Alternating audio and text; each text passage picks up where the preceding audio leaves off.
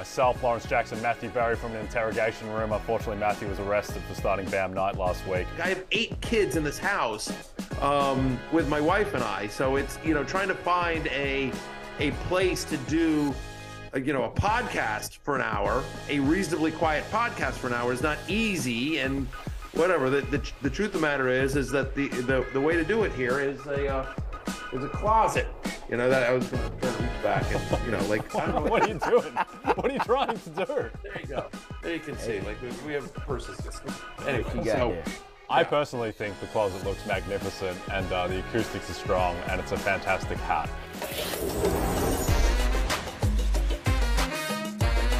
Fantasy Football Happy Hour with Matthew Berry, served by Applebee's. All right, welcome to the Fantasy Football Happy Hour with Matthew Berry. My name is Jay Croucher. We're joined by Matthew Berry in a closet again, but Matthew, today it's a birthday closet. Happy birthday, my friend. I believe 37 years old, same age as Matt Ryan. How were the celebrations? Thank you very much. I appreciate that. I appreciate everything you just said. It's fantastic. Listen, I'm talking to you on the internet in a closet. What could be a better way to celebrate the day of my birth than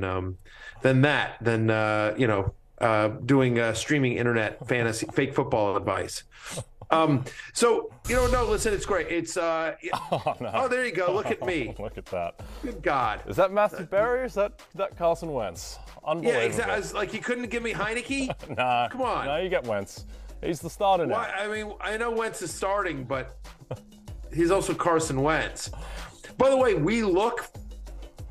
I don't look that far off from Carson Wentz, which I don't know if that's more of an insult to me or Carson. I think it's more of an insult to Carson Wentz. I don't know, but you're right. Really, you put a helmet on that face and not too much difference.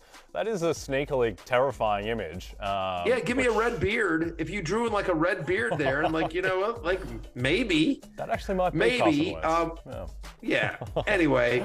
Oh boy. Anyway, what are you going to do? It's all happening. Here's what I would say is, you know what? It's listen, I've done this rant before, so I won't go too far down this road, but my birthday is always a bittersweet moment. I want to celebrate it. I want to be celebrated, et cetera, but it's December 29th, right? We've just had Christmas. New Year's Eve is around the horn. And I always feel like, so people aren't around to celebrate. When I was a kid growing up, no one was ever in school. I was always lumped in with like sort of others receiving birthdays. Like, it was always either before the break or after the break. Like, I never had one special day to myself. And now as an adult, it's always tough when you're like, hey, do you want to go for my birthday? Oh, we got the kids in town. We're seeing family. We're off to this. We're off to that. And now, of course, in terms of what I do for a living, there's always football on these days as well. So I'm always working on my birthday. So there's a lot going on, but I'm very lucky in the fact that NBC, my great bosses here at NBC and Rotoworld said, hey, I said, for my birthday, we're taking the family to Florida. It's the 1 week the kids have off. And they said, take it. You can do the show from a closet. We don't care.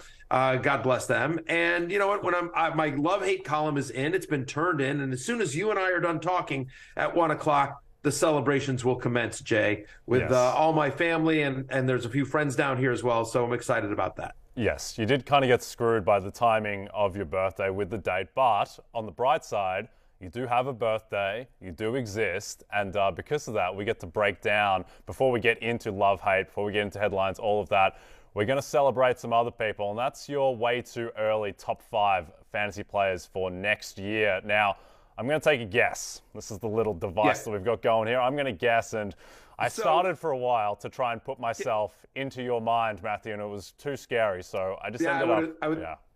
I would think so, Jay. Just to sort of level set here. So in essence, basically, my love-hate column this week is my way, way, way too early top 50 for 2023. And the premise here is that I basically have, because so much is going to change between now and the start of the year, that I have to assume the NFL is as it's going to be, meaning that that Josh Jacobs returns to the Raiders, that that Kyler Murray and Cooper Kupp come back fully healthy, et cetera, et cetera. So I'm making a lot of assumptions here that we know obviously not everything will be the same way, and that, well, you always see who teams add in free agency, who they lose in free agency, coaching changes, who they draft, et cetera, et cetera. But as the NFL stands today, here's my way too early top 50 for 2023, Jay. And why don't you try to guess who my top 5 are? Try to put yourself in my mind. So if I were to put myself in your mind, which, as mentioned, is terrifying, but I think that you might skew a little more away from running backs just because wide receivers are more stable. We saw what happened with Jonathan Taylor this year. It's a bit more consistent. So I would say the 5 guys. I would guess 2 running backs, which would be Austin Eckler and Christian McCaffrey. And I would guess 3 wide receivers in Justin Jefferson, Cooper Kupp, and Tyreek Hill. How did I do? You did very good. You went 5 for 5, and wow. that's the Wow. Look at that. Really impressive, Jay Croucher. There you go. Yes, Justin Jefferson is my number 1. McCaffrey, full year in San Francisco, comes in at 2. My little Cooper Kupp, assuming full health there, is number 3. Obviously, Tyreek Hill, second year with Mike McDaniel in Miami, is at number 4. And friend of the podcast, friend of the show, Austin Eckler at number 5. Yeah. Well, that actually wasn't prepped. I feel like now it's going to feel like I knew it in advance, but I honestly did not. The only one I was wondering about was whether you would go Tyreek or maybe Derrick Henry, but I did go Tyreek in the end. I think one thing that's a little bit grim and a bit sad, but I think that Breece Hall might have been the number 1 or number 2 pick if he was healthy and he'd continued on what he was doing. But looking forward to Breece Hall coming back at some point next season and hopefully being the guy that he was. Breece Hall, Derrick Henry, and Javonte Williams, speaking of, talented young running backs that got injured way too early. Hall and Williams, of course. Henry is King Henry. All of them obviously make the list fairly high up, but no, none of them were top 5 considerations for me. Honestly, I'll just tell you, Jamar Chase comes in a lot quicker, right? Anyway, check it out. We don't want to give it all away. Check it out, rotoworld.com, NBCSportsEdge.com. It, of course, is free as always. Yep. All right, let's get to love-hate, and let's start off with the running backs. We see the graphic that we've decided to stick with all season long, for better or worse. We'll see. I'm going to make it plus 1,200 that one comes back next season, but that's okay. Before we get into the love list, though, just some headlines around some key running backs for tonight's game. Derrick Henry, with his hip, he is doubtful to play against the Cowboys. We talked about this at length. Hassan Haskins is the guy that you would want in Henry's absence, but I don't think you can really trust Hassan Haskins to be an RB2. I think he's more of a touchdown-dependent flex. And then Tom Pelissero, which I think is more relevant, he's reporting that Tony Pollard is doubtful to play, very much in doubt, with a thigh injury tonight. So it looks like it's going to be the Ezekiel Elliott show, Matthew. Yeah, so let's talk about Tennessee here for a second. We talked about this, as you mentioned, all week long. There's no reason to play Derrick Henry in this game. It does not matter to the Titans. All that matters is week 18 against the Jaguars. And so Hassan Haskins, who has a decent matchup, right?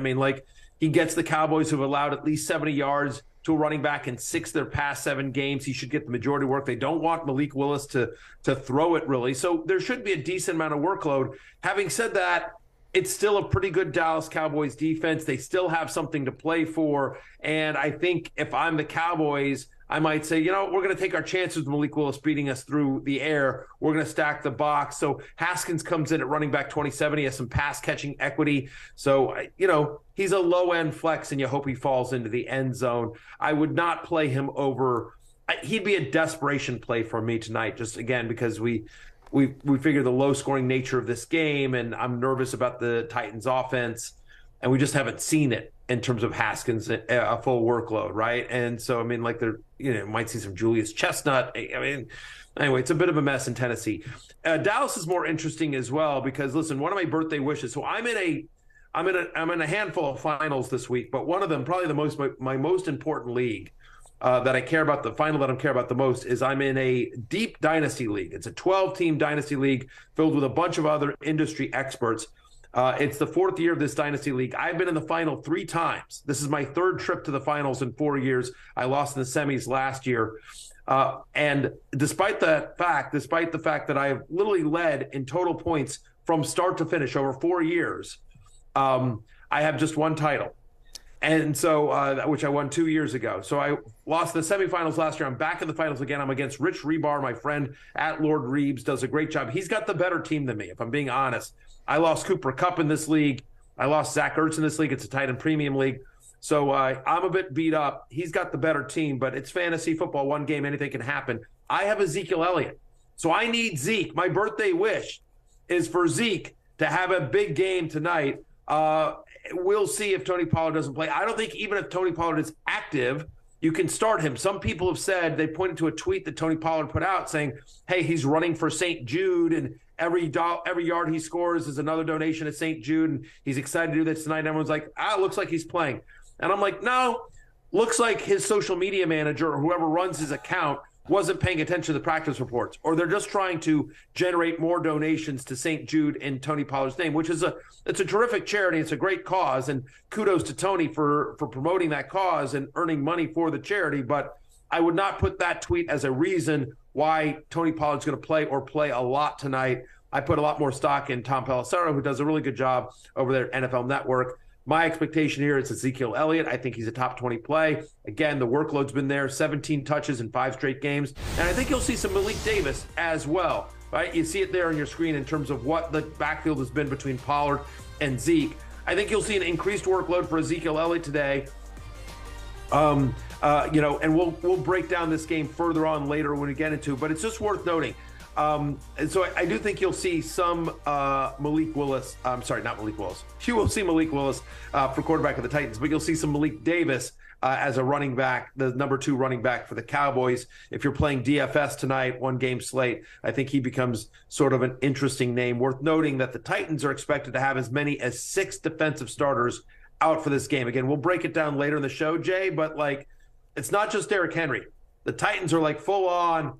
We're waiting for Week 18 in Jacksonville. Yeah, and the line has shot up from -3 to -13 Cowboys, which we'll talk about as well towards the end of the show. But let's get to the love list, headlined by James Conner, who was basically the only good thing on Sunday Night Football from a fantasy perspective against the Bucs, and now he has a favorable matchup against the Atlanta Falcons.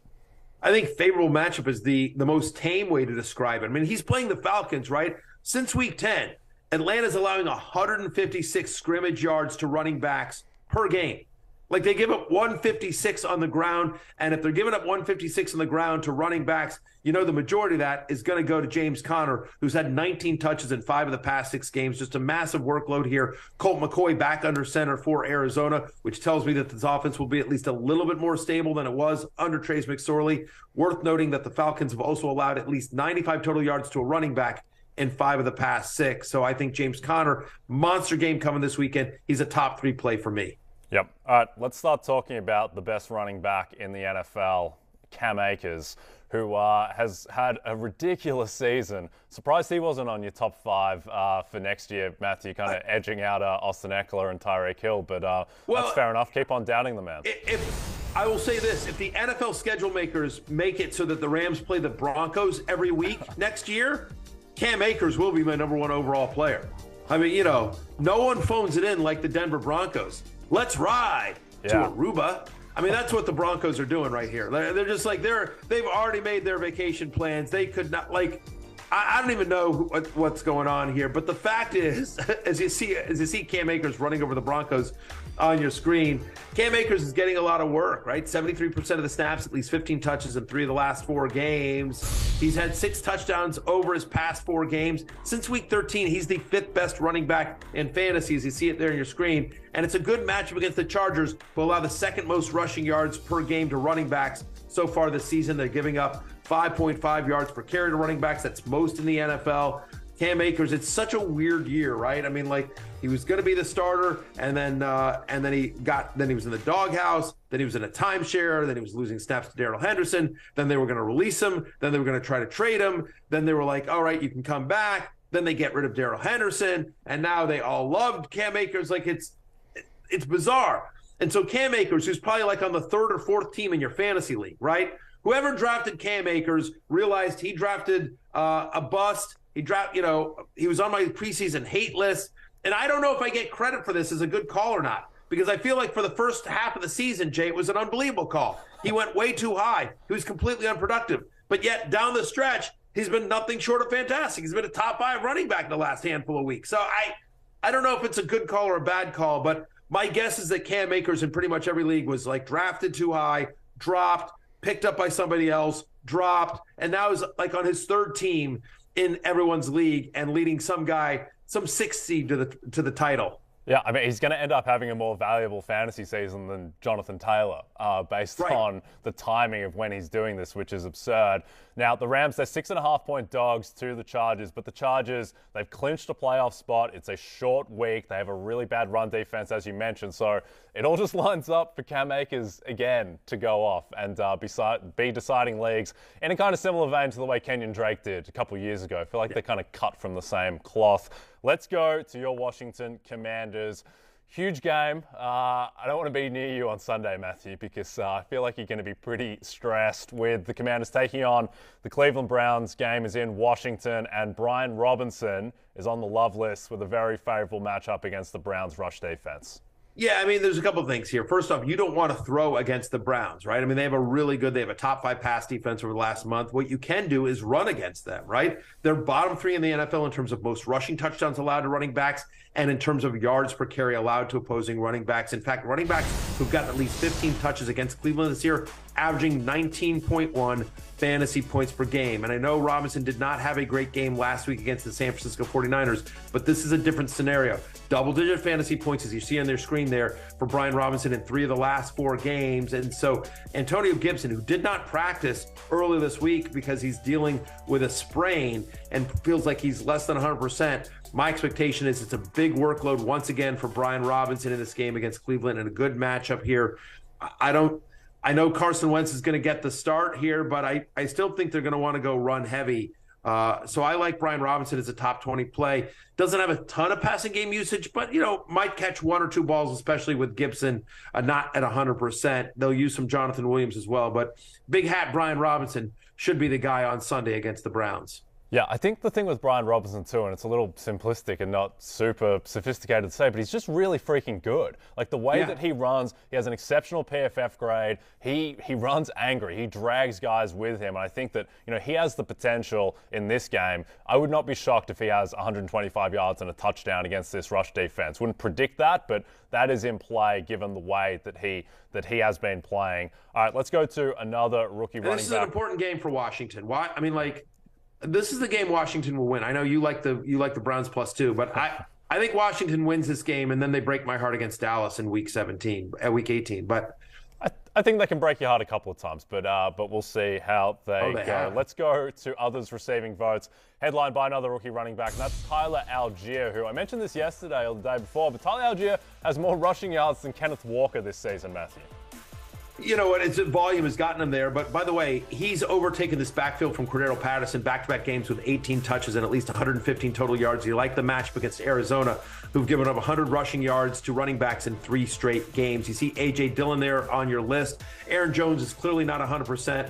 Dillon's had at least 13 touches in each of his last 3 games. Minnesota giving up 120 rushing yards in 4 straight. Isaiah Pacheco, again, it's Denver, let's ride to the Caribbean. I just, honestly, 15 touches in every game since week 10. Broncos have allowed at least 1 rushing touchdown in 4 of their last 5 games. Of course, they gave up the 3 last week to Cam Akers. And then how about Bam Knight? I think that Mike White returning to the Jets elevates this offense. Since Michael Carter returned, Bam Knight's still getting 73% of the team's running back touches. And it's a good matchup against Seattle as the Seahawks have allowed 160 rushing yards in 5 of their past 6 games. They've given up 9 rushing touchdowns in the last 6 as well. And so Bam Knight doesn't appear to be, super injured. I think the offense gets elevated with Mike White.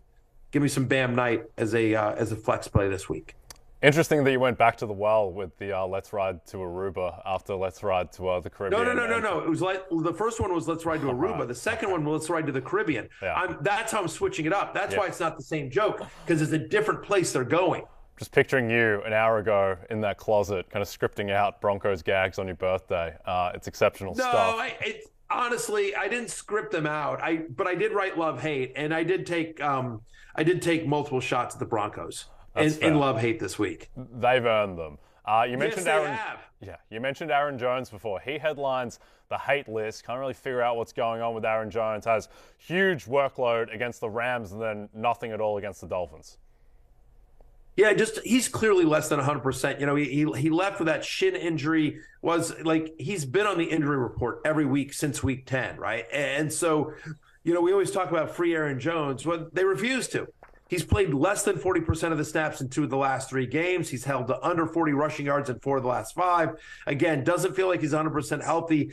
At best, he's in a timeshare with A.J. Dillon. At worst, which is what I think we have here, he's going to be on the wrong side of a timeshare. I mean, we're seeing some Patrick Taylor in the backfield as well for the Packers just because, again, Jones just isn't 100%. And so because of the production they're getting from Dillon, it's hard to trust Aaron Jones this week against the Vikings.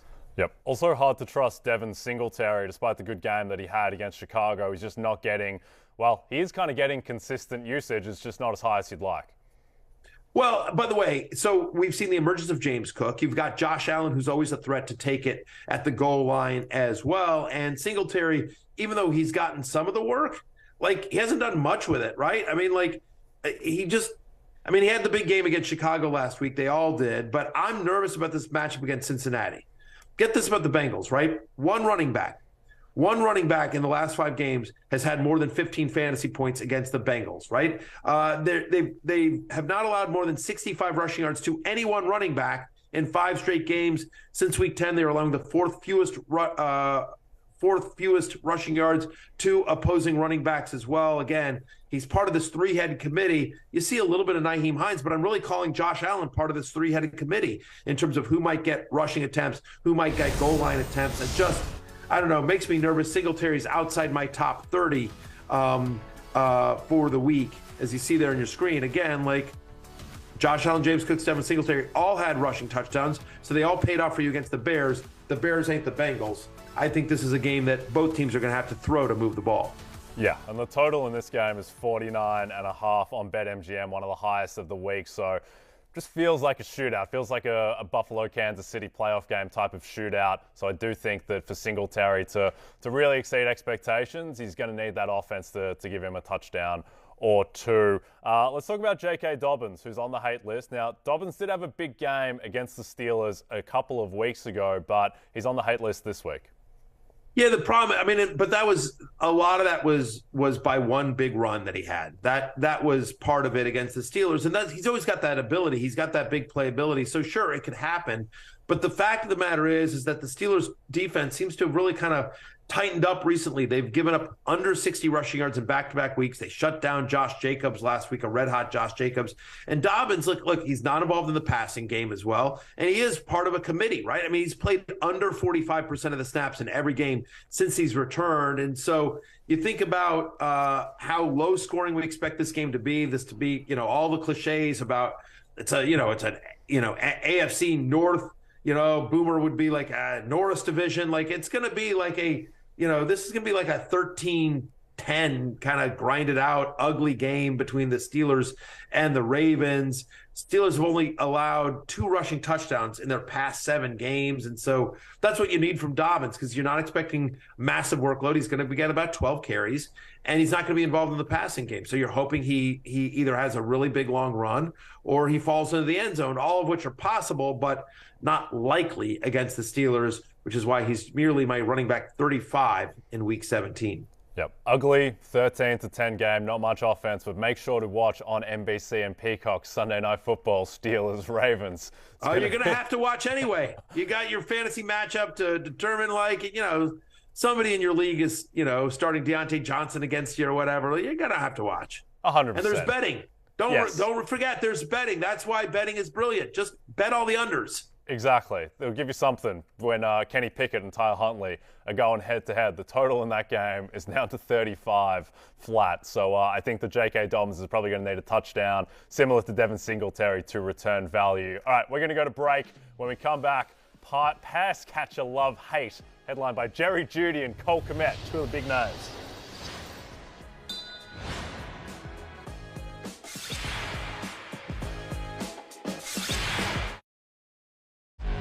Obviously, I don't think anybody was excited about it in here.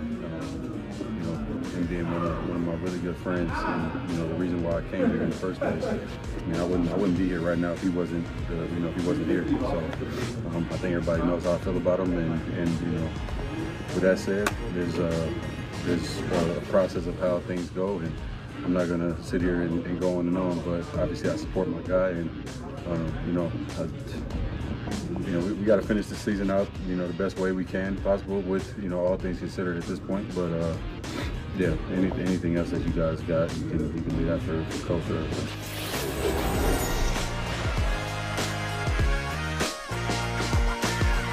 All right, that was Vegas superstar receiver Davante Adams with a very measured response talking about the benching of Derek Carr. Now, Matthew, yesterday, you and I and Lawrence Jackson, we talked about all the reasons why it did not make sense for the Las Vegas Raiders to bench Derek Carr, and then about an hour later, the Las Vegas Raiders benched Derek Carr. I think what we missed was the injury guarantee on his contract, which seems to be the driving force behind this, and now it's going to be the Jarrett Stidham show. Yeah, I mean, that was among the reasons we said that, there's no way they're going to do it. Obviously, he's Davante Adams' best friend, and, Jarrett Stidham ended good. And by the way, if you're going to go to Jarrett Stidham, why start him against San Francisco this week? Boy, that's a really tough spot to put him in. Yeah, we were wrong. We were dead wrong. Josh McDaniels does not care for our logic. Yeah, it does feel like it's a money-saving move, and it does feel like Derek Carr has probably played his last game for the Raiders. I think he does not have I think it's like a $5 million cap hit is what I saw online for next year, which for a quarterback is really not very much at all, given, how big his contract is. And so, right, to make sure he doesn't get injured and they're on the hook for a much larger number, I guess they're going to shut him down. He will be inactive this weekend as well. Jarrett Stidham gets the start against San Francisco. He's got 61 career pass attempts this year, Jarrett Stidham does. In those 61 career pass attempts, 2 touchdowns, 4 interceptions, and now he gets a Niners defense that has allowed 1 or fewer touchdown passes in 6 of their last 8 games. They also allowed touchdown passes at the 4th lowest rate this season. This one's dicey, in terms of, I think you're probably still starting Davante Adams, maybe Darren Waller, but I don't think you feel good about either guy here with Stidham under center facing the Niners. This could be a disaster, Jay. Yeah, it's a bit all over the place, I think. And look, you're going to start Josh Jacobs, but you don't feel great about that either, given the matchup against basically now the best rushing defense in football in San Francisco. Yeah. I think you still have to start Davante Adams. It's still Davante Adams. They're going to feed him the ball. And yeah, very weird situation. He's been bad recently. He has it's just the whole offense has struggled, so maybe nowhere to go but worse. But it's just, it depends on what else you have there, but you probably don't have a wide receiver or running back that has the opportunity and skill set of Davante Adams or Josh Jacobs. So you sort of got to bet on talent and volume there and hope for the best. Maybe there's some junk time as well. If you combine Carson Wentz and Taylor Heineke's numbers from last week, actually a decent game. Curtis Samuel and John Dotson both had good games last week against the Niners. So it is possible. It's just not likely. But I'm banking on talent and volume there and reluctantly starting Adams, Jacobs, and probably Waller. Waller did make the hate list, as you'll see coming up later, a little bit later here, but he made the hate list, and yet he's still like a borderline top 10 tight end this, because it's just, the position is so brutal. Yep. The other pass catcher headline for us to get to is around Tyler Lockett. Now, as is the case often with Pete Carroll, some mixed messaging coming out of Seattle. Pete Carroll said that Tyler Lockett looked amazing at walkthrough. He was catching the ball without pain. Then he didn't practice. But it seems to be the sentiment around the team from teammates is that he's likely going to play. So what are expectations for Tyler Lockett this week, Matthew, against a very good Jets pass defense? Yeah, I think, again, this is one where you're sort of banking on talent and volume here. He's my wide receiver 19, so assuming he is back. Again, he's officially listed as did not practice yesterday by the team, but again, Pete Carroll talking him up, so who knows. But assuming Tyler Lockett is back, I think he's okay, right? I mean, he scored in 6 of the last 7 games he played. I think they're going to have to throw against the Jets. I mean, the resurgent Jets under Mike White should be able to put up points on Seattle. So I'd Taylor Lockett again. It's similar to this conversation we just had with San Francisco. Like, he's too good and getting too much volume for me to sit him. I feels like it's a tough matchup. I get it, but feels like it's being too cute to sit him this week. Yep, I agree with you there. All right, let's get to pass catcher love-hate. Headlined by Jerry Jeudy, who plays the Kansas City. Are you waiting for the wacky animation? Here we go. There it is, right on cue. Oh, sure. Yeah, after that as well. Now, the 12-1 that comes back just drifted to 20-1. Jerry Jeudy, though, keeps on having good games, and he went off against the Chiefs when they played a few weeks ago in Denver. He had 3 touchdowns, and it wasn't surprising or a fluke. I mean, listen, you never expect a 3-touchdown game, but I will say that coming into this so far this year, the Kansas City Chiefs have allowed the 7th most fantasy points to opposing wide receivers. They're tied for the 2nd most touchdowns allowed. We had Jeudy on the love list going into that game against the Chiefs. He gets at the 3 touchdowns, and a lot of the stats I'm using now are the stats I used then, which is like teams facing the Chiefs have to throw a lot. They actually struggle against wide receivers as well. And so Jeudy, who's had at least 16 fantasy points in 4 of the past 5, suddenly becomes very viable this week, even with Russell Wilson under center. 7 targets or more in his last 7 healthy games, a 25% target share for Jerry Jeudy, who's a top 15 play for me this week. Yep.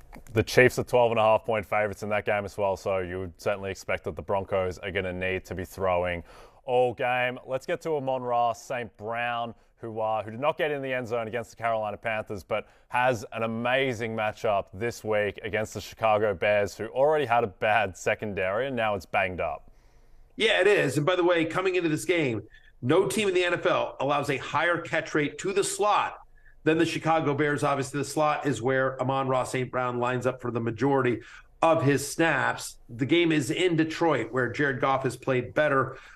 Hint about who's coming up on the love list when we get to quarterbacks. But look, he's in all the games in which Amon-Ra has been healthy this year, he's got a 31% target share. And so you think about that Week 10 game against the Bears when they faced this team earlier, and that game was in Chicago. 10 for 119 for Amon-Ra St. Brown. I believe this game has the highest over-under on the slate. I believe it's 52 at BetMGM. And so we expect a lot of points to be scored in the Dome in Detroit. Give me the Sun God as a top 3 play this week. Yeah, I think the Lions might cover that 52 by themselves. Like, I just think back to the last game with the Bears with really poor conditions, a lot of wind, freezing cold. The Bills didn't play that well. Josh Allen threw 2 really bad picks, and the Bills still scored 35. So I think that the Lions indoors, and Jared Goff was great against Carolina in terms of just his own performance. So I think that the Lions, look, they might not get to 52 by themselves, but could easily see them clearing 35, that type of range. All right, let's get to my man Garrett Wilson, the favorite for Offensive Rookie of the Year. He looked lost on Thursday night against the Jags with Zach Wilson throwing the ball somewhere in his vicinity. But now he gets the great Mike White back, and Garrett Wilson has been fantastic with Mike White this season. He's averaging 21.5 fantasy points per game with Mike White under center. He's got 30 targets in those 3 games as well. And Garrett Wilson is demanding targets, right? Targets are earned, and a 26% target share or higher in 4 of the last 5 games for the talented rookie. It's a nice matchup with Seattle, as we've talked about throughout this show. Seahawks have allowed a touchdown to an opposing wide receiver in 5 of their last 7 games. So if we're saying, hey, a wide receiver scores this game, the most likely guy to get it is Garrett Wilson, who, as you see in his last 3 games with Mike White as a starter, is getting double-digit targets. Yep, the Seahawks pass defense is banged up as well. We'll see if Ryan Neal, their star safety, plays. If he doesn't, it's like Tease Tabor is in his spot. That's not good at all. So pay attention to the practice and injury reports there. Let's go to Cole Kmet, who plays the Detroit Lions in the Dome. And Cole Kmet is now starting to see a pretty steady diet of targets. Yeah, he's crushing my birthday. Look, it's a good matchup with Detroit. We already talked about, we think a lot of points are scored in this game, the over-under at 52. But the Lions also are tied for the most touchdowns allowed to opposing tight ends. So that's a really nice matchup. And so Kmet, who since week 9 has a higher target share than any other tight end. He's got 25.9% with Justin Fields under center. Again, since week 9, he's the 5th best tight end in fantasy over that stretch. Again, no Darnell Mooney. Chase Claypool's been banged up. Really, the passing game, such as it is for the Chicago Bears, has really been Cole Kmet. I mean, they've got some, Dante Pettis, Equanimeous St. Brown, some Byron Pringle in there. But really, Cole Kmet is somebody who's getting a lot of looks in high leverage situations, and it's a nice matchup this weekend. Cole Kmet is a top 10 play for me this week. Yeah, I like that you threw in some Byron Pringle in there. Seems like just a final ingredient to a magnificent cocktail. Sure. Everyone loves Byron Pringle. Yeah, love a bit of Byron Pringle on a Thursday. Let's get to some others receiving votes. Headlined by Alan Lazard, who could be in for a big day against a pretty poor Minnesota pass defense, and also Christian Watson might not be there. Yeah, exactly. He did not practice yesterday, so we'll see. Oh my goodness. Christian Watson did not practice Wednesday. So Alan Lazard, who had 11 targets last week, he's had double-digit fantasy points in every game where he's had at least 6 targets. And again, got the 11 last week. Vikings, this secondary has struggled. They're giving up over 240 passing yards to wide receivers. I guess I should say receiving yards, but they're allowing over 240 receiving yards to wide receivers in 5 of the past 7 games. So with a more narrow target tree, Lazard back for Aaron Rodgers. I think Rodgers has a nice game in a game the Packers must win. And so Alan Lazard is kind of interesting. I'm stumbling here a little bit because I just got an alert from my Fantasy Life app that there is a report out there. This is from, want to see who exactly is saying this. It is from at Justin M _NFL, who works for the Draft Network and covers the Titans as well. He is saying that the Titans are benching Malik Willis tonight and are starting Josh Dobbs, their 3rd-string quarterback, against the Cowboys. Again, that's per Justin M _NFL. I don't know enough about him to know if he's if he's a truly verified source, but his Twitter bio does seem like he's fairly close to the Titans, for whatever that is worth. It's interesting. Thursday Night Football just got that much better. Josh Dobbs. I mean, right? That's what it's all about. Might actually be more fun. Yeah. Can I tell you something, though? Yeah. Probably doesn't matter. Yeah. So Josh Dobbs obviously was a college star there. He's a star in Tennessee, so it's back home. He's a great quarterback for the Volunteers back in the day. He spent a lot of time in the Steelers organization. And I interviewed Josh Dobbs, I don't know, 5 or 6 years ago, whenever he came out, and at the NFLPA rookie premiere that I go to every year. One of my favorite interviews I've ever done. Josh Dobbs is an awesome human being. I don't know how he'll do as a quarterback tonight, but I'm rooting for hell like the kid because I really like him as a person. Unbelievable, just a great interview. And by the way, if you know a lot about Josh Dobbs as just a person and some of the stuff he does in the community, just like an awesome human being, top to bottom. Yep, no, he's got a 100% approval rating. And look, Malik Willis hasn't been good so far, and he's in a tough context. He doesn't have the receivers that you would want to put around a rookie quarterback. But I mean, if Josh Dobbs plays well tonight, there might be a quarterback controversy for the AFC South showdown in Week 18 between the Jags and Titans. And I'll just say this: I do think at least Josh Dobbs has some, in theory, competency to him, right?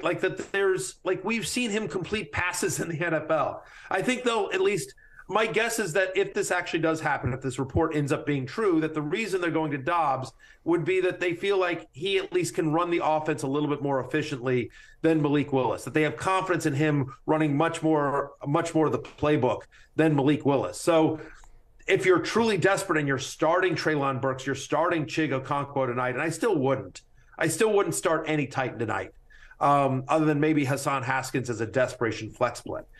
But I do think that this at least gives you some confidence that maybe there's a glimmer of hope. I bet you Josh Dobbs isn't terrible tonight. I mean, again, that's damning with faint praise, but I bet you he isn't terrible tonight. I think you coined a phrase before. I hope someone one day says that Jay Croucher, in theory, has some competency to him. Yes. Because I feel like that might be a keeper.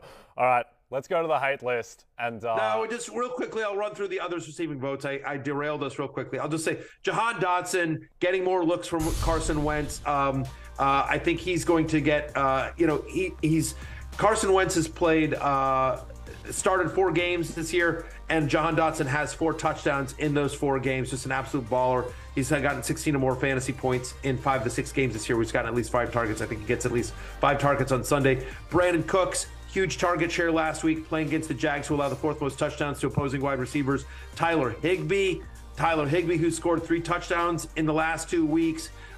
He had almost 40% target share. Seems like he's got a connection there with Baker Mayfield. It's not a matchup that scares you with the Chargers. And then Tyler Conklin against Seattle, as the Seahawks have allowed the most yards to tight ends this season. They're tied for the 5th most touchdowns allowed to the position. Again, we like the Jets offense with Mike White under center. Yes, we do. Much more upside than whatever Zach Wilson was doing Thursday night. All right. Yes. If Zach Wilson would have been on the hate list, but he is not. So let's talk about Bold some guys. prediction. Josh Dobbs is better than Zach Wilson was last Thursday night. Well, yeah.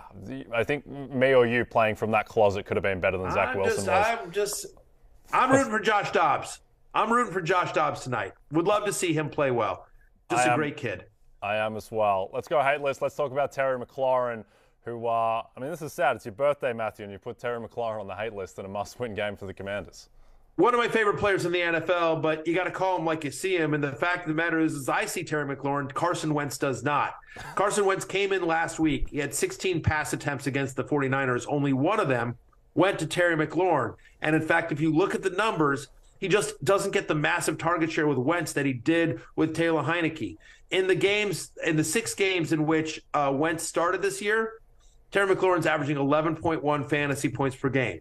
So he's not going to get nearly the looks that he did with Carson Wentz. He's not going to get nearly the looks he did with Taylor Heineke now that Carson Wentz is starting for the Commanders. And as we talked about, this is a tough matchup against Cleveland, as the Browns are tied for the 4th fewest receptions allowed to opposing wide receivers and the 7th fewest receiving yards. So, yeah, McLaurin outside my top 20 this week.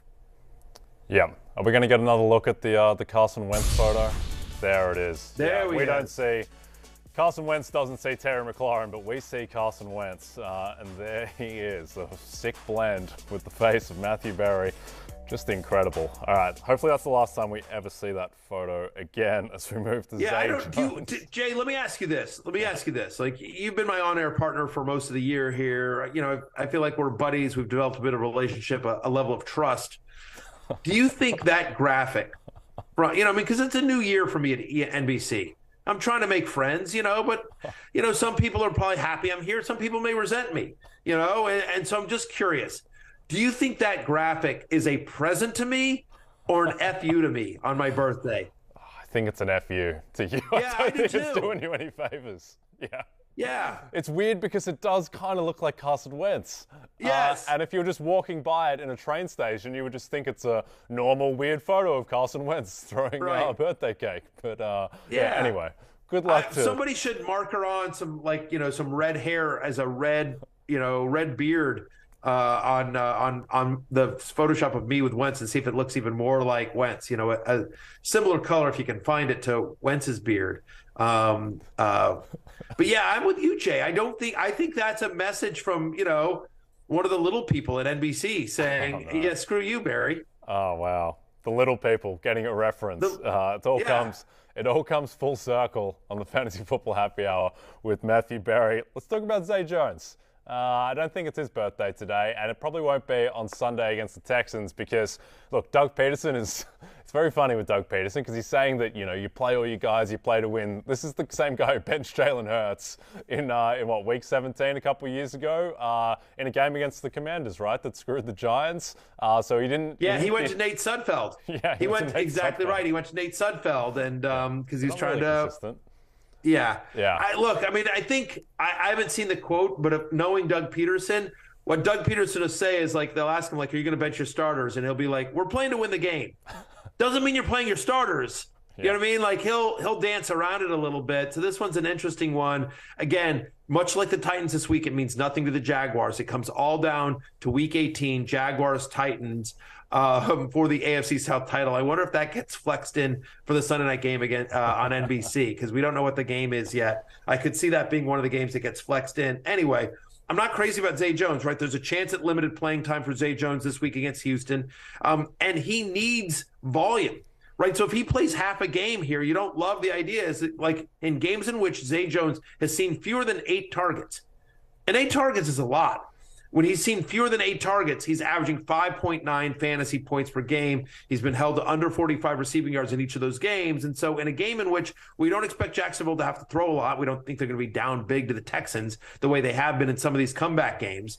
Like, we don't think they're going to have to throw a lot against the Texans. Zay Jones might not play 100% of the snaps here. And oh, by the way, the Texans have actually been good statistically against wide receivers. They allow the third fewest fantasy points to opposing wide receivers. Again, you don't need to throw when you're running down somebody's throat. So that's part of why they allow the third fewest, is because teams are so successful at running the ball. But that's what I think Jacksonville will be as well. So Zay Jones outside my top 25 for the week.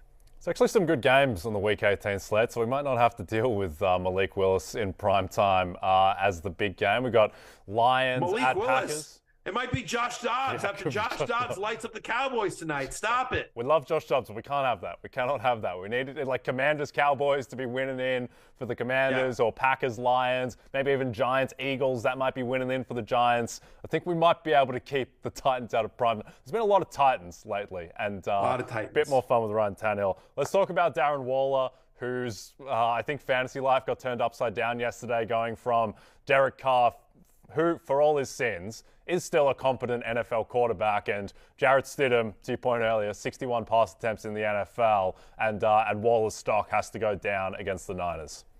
Yeah, I mean, last week he got bailed out by the big play against Pittsburgh. The week before he got a touchdown, but he's playing under 40% of the snaps. He's playing about 40% of the snaps, right? Under 50% of the snaps in both of his games since he returned. Foster Moreau is getting more run than I think people realize than just looking at the box score.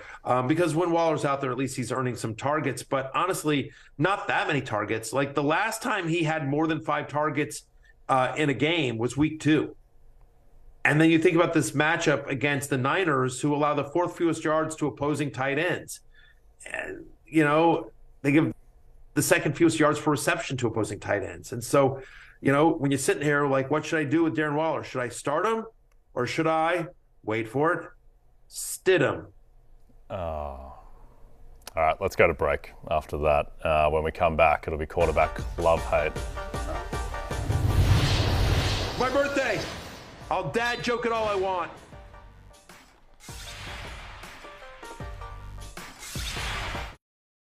All right, today's the 15th anniversary of Tom Brady and the Patriots going 16-0. Suspect music choice here, but that's okay. This was the then NFL record 50th touchdown pass in a regular season. I don't think it went too well for the Patriots about 6 weeks after this pass, but that's okay. Still an amazing fantasy season, an all-around season from the Pats. What were you doing in 2007, Matthew Berry? In 2007 in general, I had just joined ESPN. It was my first year at ESPN. And so I was, trying to find my way around the hallways, trying to describe to everyone what fantasy football was, explain to the people, the powers that be at ESPN, why we needed to put fantasy football on TV, why we needed to put it on the radio, in the magazine, on .com, and, take it from when I got there in 07. Fantasy football, the content was entirely basically behind a paywall on ESPN.com and nowhere really else. It didn't really have a lot of integration on other platforms that ESPN had. So that's what I was doing in 07, was trying to explain, like, look, this amazing play, like the Patriots and all this stuff, it's an incredible fantasy story in addition to a great NFL story. And I was like, yeah.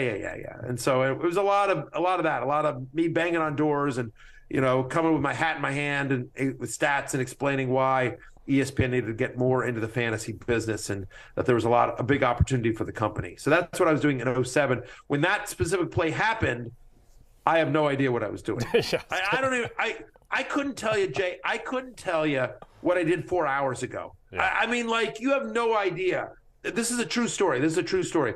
And Damian, my producer here, our producer of the Fantasy Football Happy Hour, will corroborate this, because when I do my fantasy my podcast over at ESPN, we used to have to do a promo. Like, I do the whole show, and then as soon as we were done with the show, they'd say, like, hey, do like a 10-second promo for radio. They'd say, like, hey, today on the fantasy blah blah, like that kind of stuff, right? And I would say, like, we talked about whatever, Tony Pollard being inactive and Jarrett Stidham starting, and Josh Dobbs, and it was love-hate, blah blah blah blah blah, right? Yeah. And so they would say, all right, Matthew, we need a promo. And I would like, all right, hey, it's Matthew Barron on today's Fantasy Focus Week. And then stop and I'm like, wait, what do we talk about again today? I literally, like, it's like, if it's not stats or information, I don't know. I can't hold on to it. It's super weird. Yeah. Well, I can remember, Matthew, when Justin Fields was a valuable fantasy quarterback. It wasn't last week, but it was a couple of weeks ago. And he headlines quarterback love-hate with a very favorable matchup against the Detroit Lions, and he's on your love list. Yeah, I mean, Justin Fields, I know it was a tough week last week, but whatever. Now he gets Detroit. We've talked about this game a few times throughout the show. 52 points is the over-under in a game that we expect a lot of points to be scored, and it's great a matchup as it is for Detroit. It's also one for Chicago, right? No team in the NFL gives up more rushing yards to opposing quarterbacks than the Detroit Lions. 6 different quarterbacks have rushed for over 40 yards against the Lions, including Justin Fields, who had 147 rushing yards and 2 rushing touchdowns in the first matchup. As you see the footage here on your screen, that game was in Chicago. This game is now in Detroit, in the field, in the dome, on the turf. No team has given up more fantasy points to opposing quarterbacks than the Lions. Field had almost 40 against them in Week 10. He's my number 4 quarterback this week. The only concern is he less than 100% healthy? That was some of the concern and reasoning why people thought he didn't run as much last week. But if he's out there healthy for the Bears, he's going to be out there healthy for me. Yep, quarterback on the other side of the field, Jared Goff, coming off his own good game outdoors, now goes into the dome, and he's on the love list as well. He's had over 300 passing yards and multiple touchdowns in 3 of the past 4 games, a stretch that includes multiple games on the road outdoors. Now he's back home in Detroit, where he's much better, right? In the 8 home games that he's played so far this year, he's averaging 21.3 fantasy points per game. Bears have allowed at least 22 fantasy points to 3 of the last 4 quarterbacks they've faced. Jared Goff is a top 5 play for me this week. Okay, let's go rapid fire through the rest of these guys and start with Aaron Rodgers, who plays the Vikings. Yeah, we talked about it. Vikings have allowed over 300 passing yards in 6 of the last 7 games. 9 of the last 11 quarterbacks to face Minnesota have scored at least 17 fantasy points. Aaron Rodgers should have a big game against his division rival. Feels like he always does well against Minnesota. Okay, let's go others receiving votes with Daniel Jones with not necessarily a favorable matchup against the Colts defense, but he should be able to still put up stats. Yeah, 17 fantasy points or more in 4 of the past 6 games. You like him against a Colts team that's sort of phoning it in. How about Brock Purdy against the Vegas Raiders? Jarrett Stidham should put him in good field position. The Niners there are. Raiders allowing almost 19 fantasy points per game to opposing quarterbacks. That's 6th most in the league. And Mike White, as we've talked about, really like him. He's averaging over 300 passing yards per game in his 3 starts this year. Seahawks allow passing touchdowns at the 5th highest rate this season. Okay, hate list. 2 names, Geno Smith and Justin Herbert. Yeah, Jets have not allowed a multiple touchdown passes in a game since week 3. Okay, since week 4, only 2 quarterbacks have scored over 15 fantasy points against the Jets, and both had rushing touchdowns. Geno Smith outside my top 15. And Justin Herbert, you're probably still starting him, but you got to be nervous. If you're in the finals, it's despite Justin Herbert, not because of him. 1 or fewer touchdown passes in 6 of the last 8 games. They've gone really run-heavy in the red zone the last couple of weeks as well. 83% red zone rush rate over the last 2 weeks. That's highest in the NFL. I have Justin Herbert at QB 10. So again, you're probably starting him, but he's more of a floor play than he is an upside play. Just doesn't feel like he's going to throw for a lot of touchdown passes against a Rams defense that's allowed multiple touchdown passes only once in the past 5 games. Okay, let's go to break. When we come back, Thursday Night Football and the most bet props at BetMGM.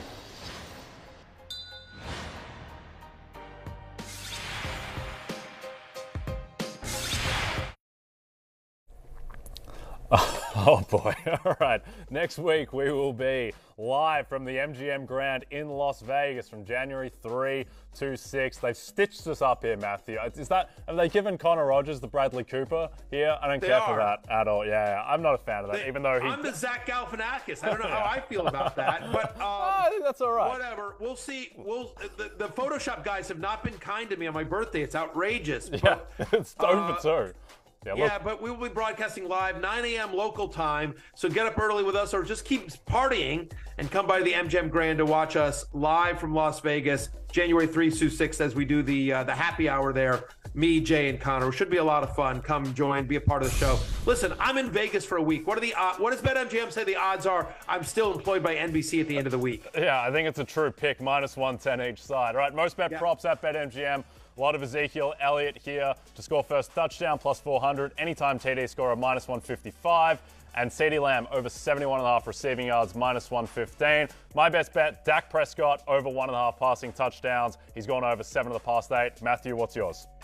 I like Michael Gallup over 2.5 receptions, right? He's had at least 6 targets in 4 of the past 5 games. Titans have allowed the second most receptions to wide receivers this season. No Jeffrey Simmons, no Zach Cunningham, no Bud Dupree, no Amani Hooker. Like, we don't think Nico Autry's going to play. Like, Titans are phoning this in. They're playing a Broncos. Let's Matthew, ride you don't have to go home, but you can't stay here. We are out. Peace out. Happy birthday to me. Hey, it's Matthew Berry from NBC Sports and Rotoworld.com. Just want to thank you so much for watching what you just watched, or at least being too lazy to click out of it after the autoplay just kept it going. So either way, thank you so much for just letting it scroll by your screen. And now I'd like to ask you respectfully,